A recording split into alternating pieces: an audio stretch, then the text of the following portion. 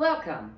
This video is going to be about steps that I have not posted in my other videos that are harder, and about some information reminding you about the basics of line dancing. Okay, the first thing I want to remind everybody is that line dancing is done 8 steps at a time. You do the first 8, then you learn 8 more. You learn 8 more, and you learn 8 more. That's how this works. If you do not learn the first 8, it does not do you any good to learn the second 8. Go back and learn the first 8. Do not be afraid to let your instructor know that you did not get this. You're probably doing somebody else in the crowd a favor, because that's what's happening with a lot that I'm seeing. People aren't getting it, and then, oh, I'll get it as I go. You don't get it as you go. Unless you are a good line dancer, then you wouldn't need this video. So if you're watching this video, you need to go 8 steps at a time. Okay, I need to back up a little bit.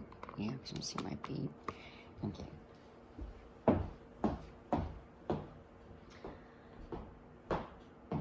Okay, so if you're watching this video, you need to go 8 steps at a time. So remember that, 8 steps at a time.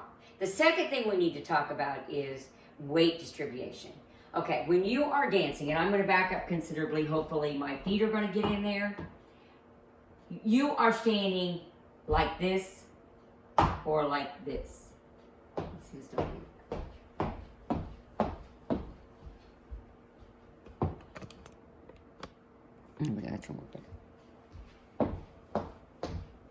Okay, the second thing we need to address, you've noticed I put the video down to my feet. The reason I put the video down to my feet is because you need to see how you're standing. You do not stand like this. If you are standing like this, you have no clue which way to go. Your weight is always on one side or the other side. They are never like this. Okay? So, I'm going to turn around so you can actually see when you're doing it, so the video makes sense. If you're standing with me, you are standing with your weight on your left with your toe up to go. Or you're standing on the right with your toe up to go. Okay, so let's do an example. Like if you are doing a step, lock, step, brush. Okay, this brush is telling you you're either going to step forward with your left foot, or you're going to go to the side with your left foot, or you're going to go back with your left foot. But it tells you you're going to be doing something with this left foot. Now, if I did a step lock on my left, which would be step, lock, step, brush, this is telling me I'm going to be doing something with my right foot. Whether it is forward, side, or back, I'm still doing it with my right foot. If I am standing like this, I don't know which way I'm going. Okay? So that's the reason you do that. You're going to stand like this, and let's do an example. If you're going to go step, lock, step, brush, then I'm going to do rock, recover, back, recover. See how I did something with my left foot. If I'm doing, another example could be if I'm doing as turn. If I'm doing step, lock, step, brush, step, turn, then that means I'm going to do something with my left foot, or if I need to do it with my right foot, they're going to have me doing a step, and then shuffling with my right foot, or whatever I'm doing with my right, but they're going to turn you. So pay attention to where your numbers are telling you to go.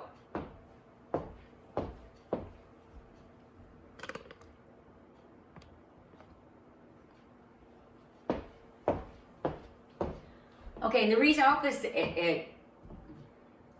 cancel. Okay, I hope this is helping you understand the weight distribution. Now, in my video, one of my other videos, I have Alley Cat.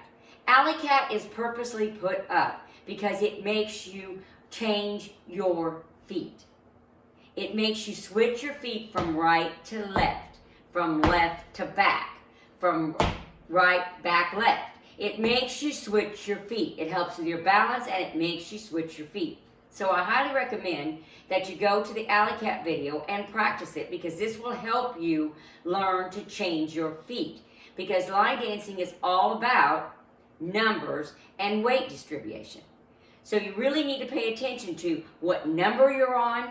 So I would tremendously, I cannot tell you enough how much counting will get your dancing advanced a lot quicker.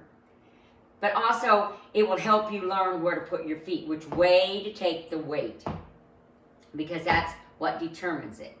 Another thing that determines line dancing is the fact that you're in a big clock and you count walls. And again, there is a video up on how to count the walls and where you're at, because we have a lot of restarts and tags in a lot of the new dances that are coming out. And that's how you learn them. It's back to the basics. So hopefully this video helped you learn to count and put your weight in other directions. In the meantime, keep on dancing. Let's see how that came out. Sound like I was rattling a lot, but. Yeah. Unfortunately, you do them and then you have to cut them or you have to redo them. That didn't come out right. The shoulder in the background. Yeah. You've noticed I put the video down to my feet. The reason I put the video down to my feet is because you need to see how you're standing. You do not stand like this. If you are standing like this, you have no clue which way to go. Your weight is always on one side or the other side. They are never like this. Okay? So, I'm going to turn around so you can actually see when you're doing it so the video makes sense. If you're standing with me, you are standing with your weight on your left with your toe up to go. Or you're standing on the right with your toe up to go. Okay, so let's do an example. Like if you are doing a step, lock, step, brush. Okay, this brush is telling you you're either going to step forward with your left foot, or you're going to go to the side with your left foot, or you're going to go back with your left foot. But it tells you you're going to be doing something with this left foot. Now, if I did a step lock on my left, which would be step, lock, step, brush, this is telling me I'm going to be doing something with my right foot. Whether it is forward, side, or back, I'm still doing it with my right foot. If I am standing like this, I don't know which way I'm going. Okay? So that's the reason you do that. You're going to stand like this, and let's do an example. If you're going to go step, lock, step, brush, then I'm going to do rock, recover, back, recover. See how I did something with my left foot. If I'm doing, another example could be if I'm doing as turn. If I'm doing step, lock, step, brush, step, turn, then that means I'm going to do something with my left foot, or if I need to do it with my right foot, they're going to have me doing a step and then shuffling with my right foot, or whatever I'm doing with my right, but they're going to turn you. So pay attention to where your numbers are telling you to go. Down on my feet, we're going to start working on some steps. One of the steps I wanted to bring out was a kickball change. Okay, I'm not sure if I did this in my other video, but it needs to be readdressed. A kickball change is a kick, ball your foot, and change your foot. That is a kickball change. Now, a ball step is a ball your foot and step forward. Now, it could be weighted on your right and do ball step, but that's all it is. It's the ball of your foot. That means the padding part of your foot.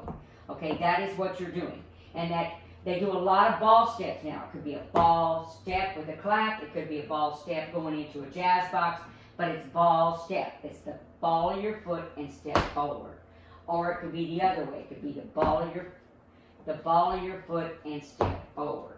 But it's always the ball. It's not. It makes you look like you have a little bit of a bounce. Okay, one of the other ones I want to do is a heel strut.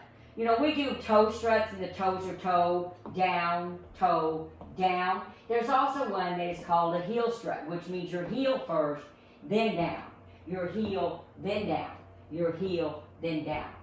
That's another one of the steps that I've seen in a lot of stuff. So there's a toe strut, toe down, but there's also a heel strut. Heel, down, and heel, down. Okay, the other one is scuff. That's it. It is a low to the ground scuff. It's not aerobics. It's low to the ground scuff. Another one that I hear a lot is, some people are calling it Broadville steps. Some people call it heel jacks. I did the research on Google, and they're calling it a heel jack. So in my video, I'm going to call it a heel jack, but I would suggest you always read the printing underneath the step sheet so that you are clear on what they are calling it, because they seem to be all over the map when they're calling it. Okay, so you're going to do with, this one is actually a heel jack is what I'm calling it. You're going to go over, back, heel, and over, back, heel.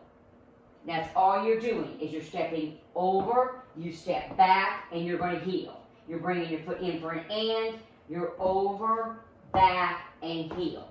The count on that, 1 and 2 and 3 and 4. That is your count for the people that count. Another step that I've noticed that is coming out a lot more, we haven't seen in a while, are heel grinds. Heel grind is put your heel to the up and you grind it around. That is a heel grind. It's a 1, 2. Is the count on a heel grind most of the time is a 1, 2.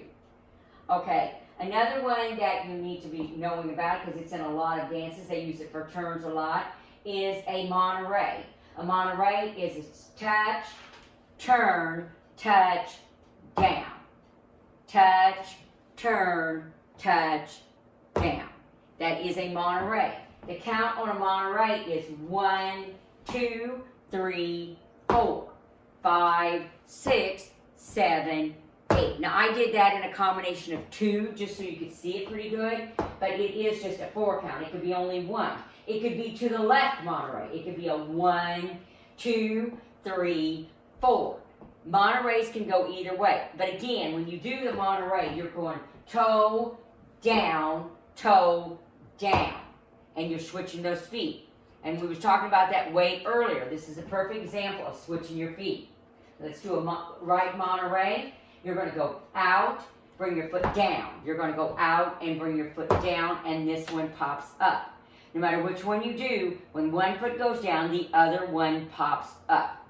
Is that, you know, most people know the rumble box, and I believe I did that in my other video. It goes side together, back, and side together, forward. Well, a rumble box can be split, the thing, it can be quick. It could be a split beat on one, so instead of being 1, 2, 3, hold 4, 5, 6, 7, hold 8, it's quick. It's 1 and 2, 3 and 4. So when you watch that, it's still a rumble box done in the same direction, but the count is different on it. And the other thing I've noticed on rocking chairs, a normal rocking chair is 1, 2, 3, 4. A lot of the dances coming out now is 1 and 2 and. This video is helping you with counting and understand the importance of it. Also with the weight distribution and practicing your steps. I keep trying to put more steps up as I think people are needing them, or I see as we're dancing that the need comes up for it. But I hope you'll use this video to practice steps and get them down more so that when somebody hollers Monterey, you know exactly what they're talking about. Or if they holler heel jack, you know what they're talking about. But again, on the heel jack and your Broadville step, always check the sheet to see which one it is. If it goes over, it is a heel jack. If it goes to the side, it is a Broadville step. Well, I want to thank everybody for joining me, and in the meantime, keep on dancing.